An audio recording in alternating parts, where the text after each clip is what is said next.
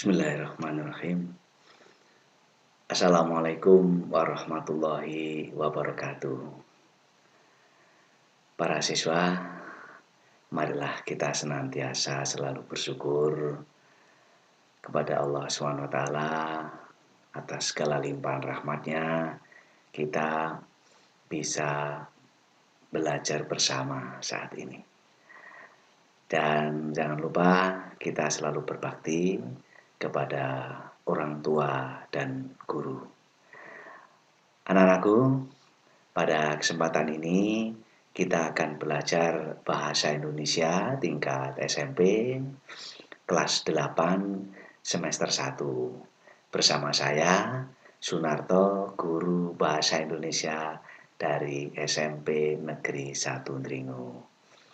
Pada pertemuan kali ini kita akan membahas mulai dari bab 1 tentang teks berita, yakni membahas tentang informasi yang membanggakan anak-anak. Oke.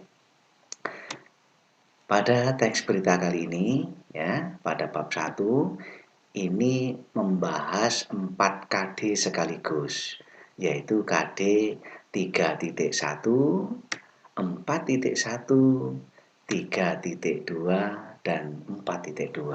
Nah, apa yang akan dibahas pada materi 3.1, yakni KD yang membahas tentang mengidentifikasi unsur-unsur teks berita.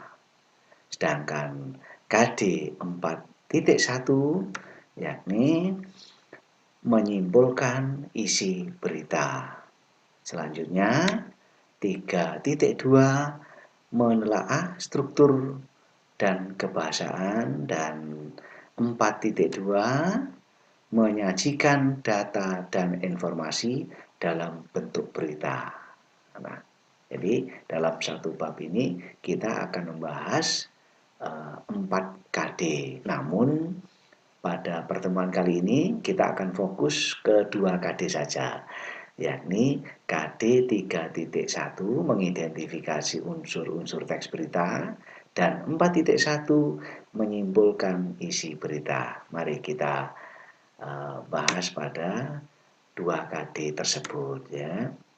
Nah, KD 3.1 mengidentifikasi unsur-unsur teks berita, dan yang kedua menyimpulkan isi berita, dengan tujuan anak-anak nanti setelah selesai belajar tentang KD 3.1, kalian diharapkan atau siswa mampu mengidentifikasi unsur-unsur berita, ya. Jadi kita identifikasi nanti apa sih unsur-unsur berita itu. Oke.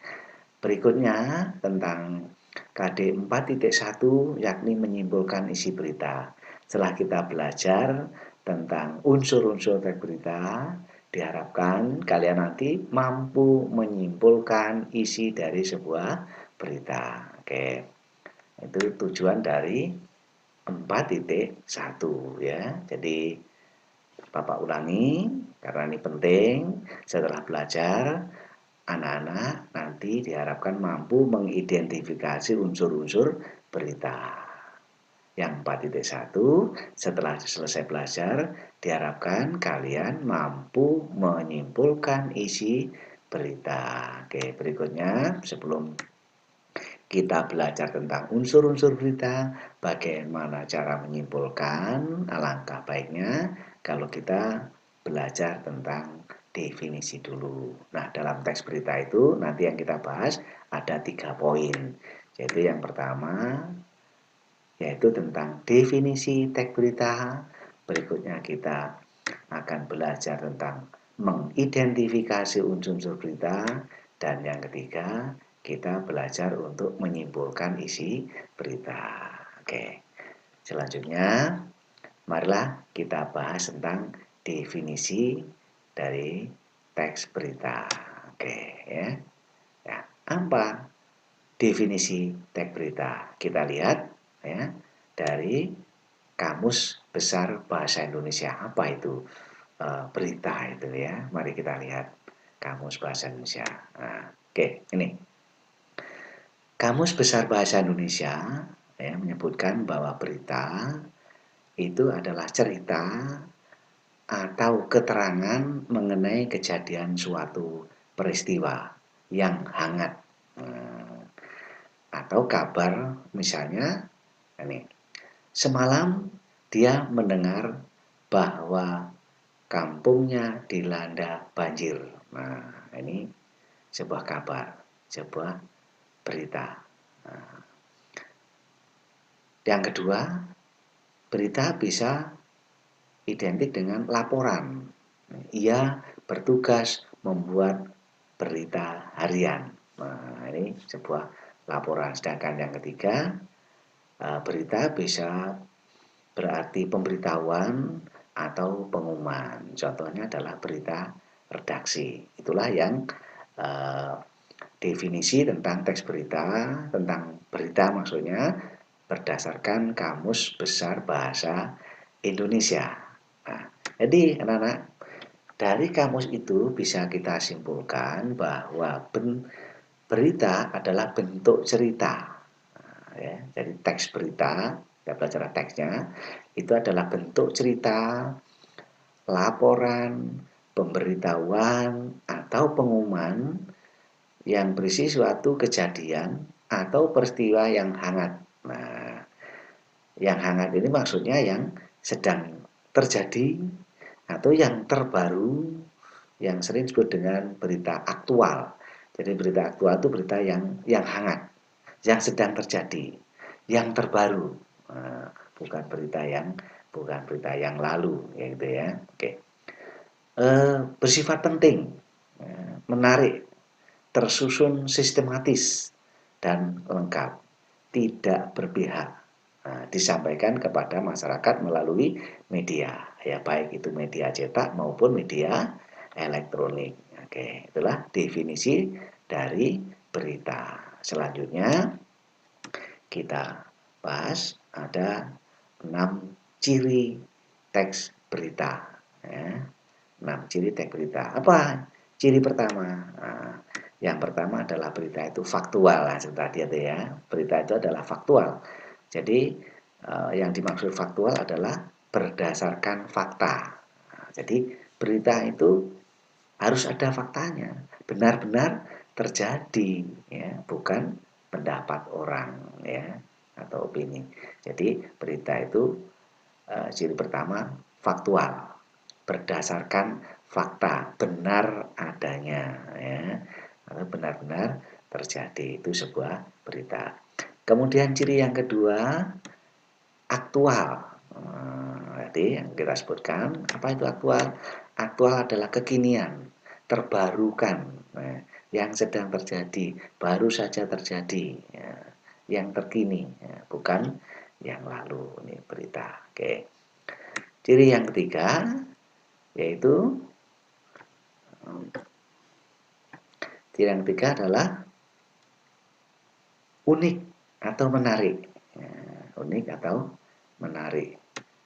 Apa itu yang dimaksud unik dan menarik? Beda dengan yang lain. Jadi berita yang unik dan menarik itu beda dengan yang lain. Kalau itu sama dengan yang lain, ya tidak unik lagi, ya tidak menarik. Gitu. Nah, oke. Berikutnya yang keempat, sistematis dan lengkap. Sistematis itu berurutan, boleh berarti urutan waktu, urutan peristiwa atau kejadian. Lengkap. Lengkap ini bisa memenuhi unsur-unsur berita. Nah, nanti akan kita bahas lebih lanjut ya. Oke, yang kelima, berita itu seimbang. Artinya seimbang itu apa? Seimbang tidak berpihak, ya. Tidak berpihak, ya seimbang. Misalnya berita itu tidak memihak baik kelompok A maupun kelompok yang lain. Ya apa adanya sesuai dengan fakta. Oke. Dan yang keenam, jadi berita itu adalah bahasanya komunikatif. Nah, apa yang dimaksud komunikatif? Mudah dipahami oleh pembaca, ya, atau pemirsa atau pendengar. Ya, kalau berita itu berita cetak, ya si pembaca mudah memahami. Kalau berita itu disiarkan radio, bagi pendengar paham bahasanya. Kemudian pemirsa, misalnya berita lewat televisi dan sebagainya. Sehebat apapun berita itu, kalau bahasanya tidak komunikatif, maka kan tidak sampai kepada pembaca atau pemirsa atau pendengar. Oke, begitu. Itulah 6 ciri tentang teks berita. Nah, selanjutnya, nah mari kita mencoba untuk mengidentifikasi unsur-unsur dalam sebuah teks berita. Nah, untuk ini contoh sebuah berita, mari kita baca bersama. Ya, bacalah berita berikut dengan teliti. Mari kita baca dengan teliti ya, kita baca bersama. 10 hari menjelang Lebaran, Sabtu 15 November, pelabuhan penyeberangan Merak mulai dipadati truk. Truk-truk tersebut mengangkut barang-barang non-9 bahan pokok atau non-sembako.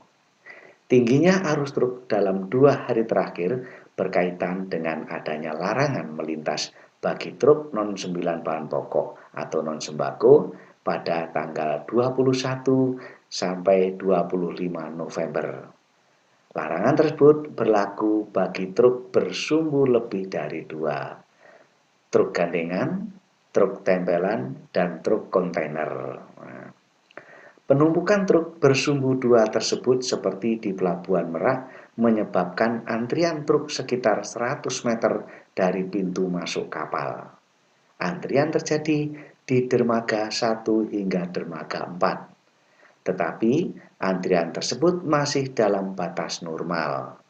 Antrian belum membeludak keluar area parkir pelabuhan.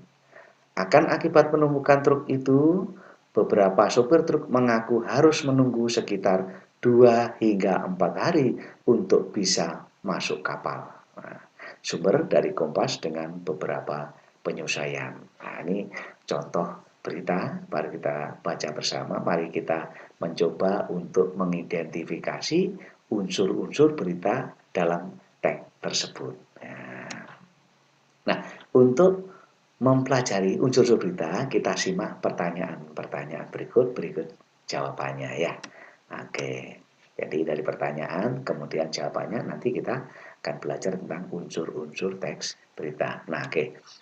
Pertanyaan pertama, peristiwa apa yang terjadi? Nah, jawabannya apa? Nah, peristiwa yang terjadi adalah padatnya pelabuhan Merak. Kemudian pertanyaan kedua, siapa yang mengalami peristiwa itu? Nah, siapa yang mengalami itu? Adalah truk-truk pengangkut barang non-sembako. Yang ketiga, di mana peristiwa itu terjadi? Oke, di pelabuhan penyeberangan Merak. Nah, pertanyaan keempat, kapan peristiwa itu terjadi? Nah, 10 hari menjelang Lebaran, tepatnya Sabtu 15 November. Yang kelima, mengapa peristiwa itu terjadi? Nah, adanya larangan melintas bagi truk non-sembako pada 21 sampai 25 November. Dan yang keenam, bagaimana proses terjadinya peristiwa itu? Maka jawabannya adalah proses tersebut menyebabkan antrian truk di pintu masuk kapal. Nah, ada pertanyaan, apa, siapa, di mana, kapan, mengapa, dan bagaimana. Ada 6. Nah, dari 6 pertanyaan tadi itu, ini disebut dengan unsur-unsur berita. Nah, ya. Saya ulangi, ya. Pertanyaan apa, siapa, di mana, kapan, mengapa, dan bagaimana, itu disebut dengan unsur-unsur berita. Gitu ya anak-anak ya, paham ya? Oke. Nah, ini nih kita lihat ini ada contoh bagian itu untuk memperjelas lagi ya. Nah, unsur-unsur dalam teks berita. Nah, jadi yang pertama what, apa, ya. Kedua where, di mana. Tiga kapan, when. Kemudian berikutnya adalah siapa, who. Terus mengapa, why, dan bagaimana.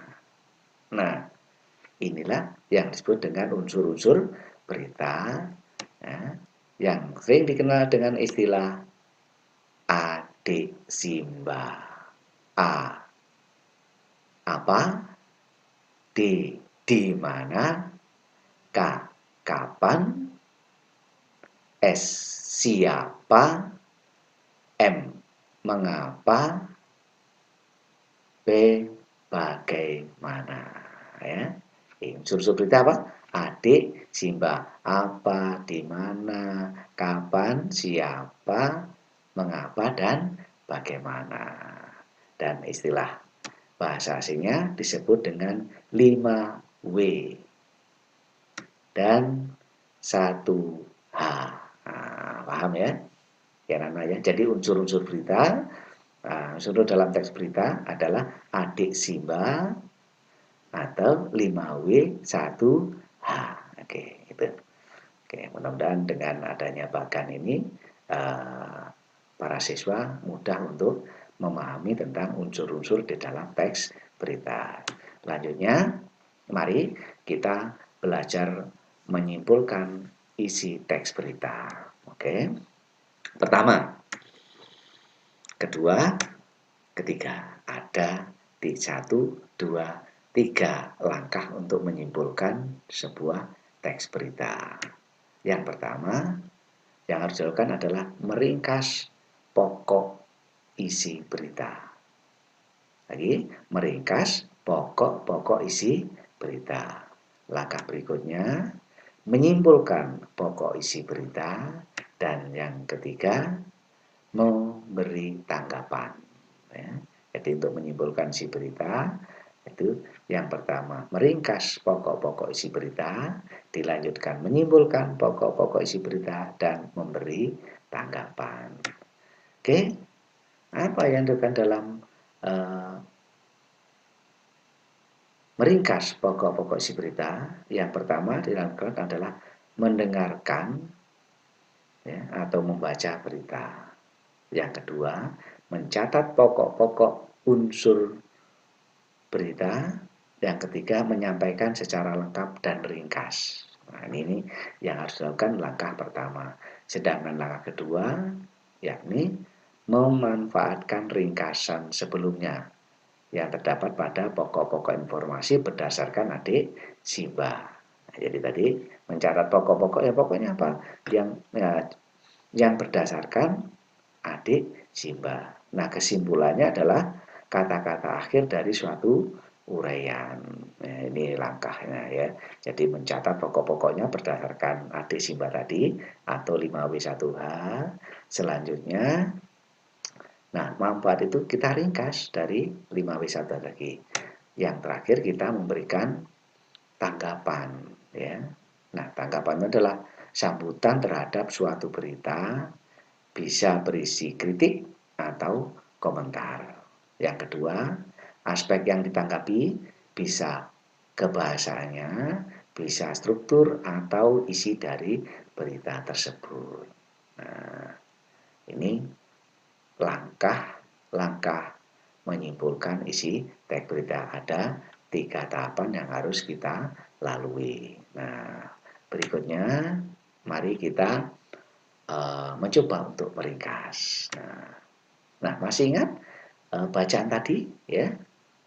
Ringkasan dari wacana tadi yaitu Pelabuhan Merak dipadati oleh truk-truk pengangkut barang non sembako pada 10 hari menjelang Lebaran. Sabtu 15 November Kondisi tersebut disebabkan adanya larangan melintas bagi truk non-sembako pada tanggal 21 sampai 25 November. Itu ringkasan dari berita tadi ya. Jadi ada di situ apa, terus kemudian ada kapan, ada di mana dan sebagainya. Itu ringkasannya. Nah, berikutnya kesimpulannya apa dari bacaan tadi atau berita tadi? Ya, kesimpulannya adalah berita tersebut menyampaikan informasi tentang padatnya pelabuhan Merak oleh truk-truk pengangkut barang non-sembako pada 10 hari menjelang Lebaran. Nah, kemudian berikutnya, berita tersebut menginformasikan pengenalan pusat kebudayaan AS di Indonesia oleh Kedutaan Besar Amerika Serikat. Pengenalan dilaksanakan di pusat perbelanjaan Pacific Place di Bilangan Senayan, Jakarta Selatan. Loh, kok berbeda, Pak? Nah, ini contoh sebuah kesimpulan.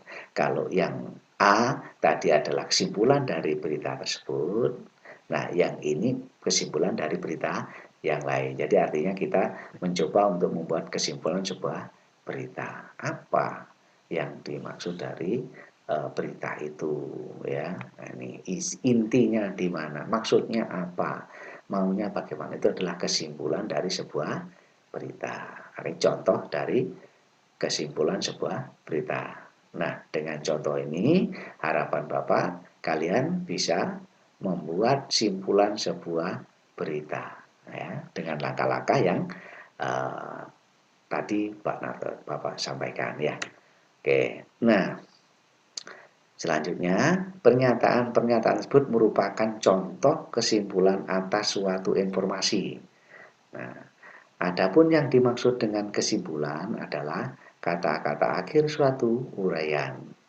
Di dalam kesimpulan harus memuat unsur-unsur berita dengan rumusan lebih ringkas dari berita aslinya. Ya, dengan demikian, kesimpulan tentang isi berita harus memanfaatkan ringkasan sebelumnya terhadap pokok-pokok informasi. Pokok-pokok informasi tersebut dengan berpatokan pada rumus adik Simba atau 5W1H. Nah, masih ingat tadi adik Simba apa? Adik Simba adalah apa, di mana, kapan, siapa, mengapa, dan bagaimana. Nah, itu unsur-unsur berita yang kita gunakan untuk membuat sebuah kesimpulan. Nah, oke. Selanjutnya, tanggapan. Ya, jadi tanggapan. Bagaimana kita menanggapi sebuah berita? Nah, contohnya adalah, nah, saya kira informasi yang disampaikan berita itu cukup akurat karena isinya tidak jauh berbeda dengan informasi yang disampaikan sumber berita lain. Nah, ini memberikan tanggapan. Jadi berita itu mungkin disampaikan di koran, berita itu kita terima dari radio atau mungkin di televisi atau mungkin di medsos. Nah, ini menanggapi karena di medsos, kemudian di televisi maupun di koran ini sama. Nah, kita tanggapi, oh, saya kira memberikan tanggapan. Nah, saya kira berita ini sama. Oh, berarti berita itu akurat. Ya, yang disampaikan itu cukup akurat karena isinya tidak jauh berbeda dengan informasi-informasi yang disampaikan dari sumber yang lain, baik itu media massa, baik itu maksudnya media cetak, media elektronik maupun di media sosial, misalnya seperti itu. Nah, kita lihat contoh lain, misalnya informasi yang disampaikan berita tadi malam masih diragukan kebenarannya.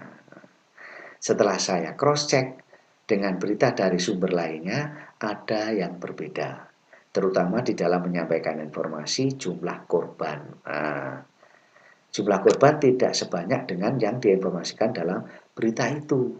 Nah, ini berita itu tidak akurat. Mungkin berita itu diterima dari media sosial. Ya, dia informasi dari orang lain yang tidak tahu di lapangan. Nah, sedangkan berita yang dari lapangan berdasarkan investigasi atau baik di koran biasanya adalah turun langsung ke lapangan. Berita itu lebih akurat. Nah, seperti itu. Oke, yang C, bahasa yang disampaikan berita itu cukup jelas. Nah, ini tadi masalah kebahasanya. Sebagai pendengar, mudah untuk memahami informasi yang disampaikan penyampai berita. Nah, kalau pendengar ini siapa? Kira-kira berita apa? Berita radio. Ya, itu ya. Ini contoh kita menanggapi sebuah berita. Oke. Nah, itu anak-anak apa yang kita bahas pada kesempatan ini. Mudah-mudahan bermanfaat.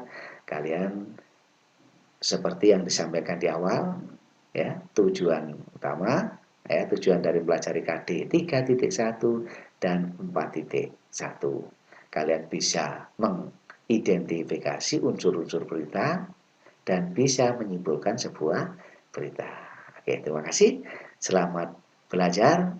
Sampai jumpa pada pertemuan di KD 3.2 dan 4.2. Wassalamualaikum warahmatullahi wabarakatuh.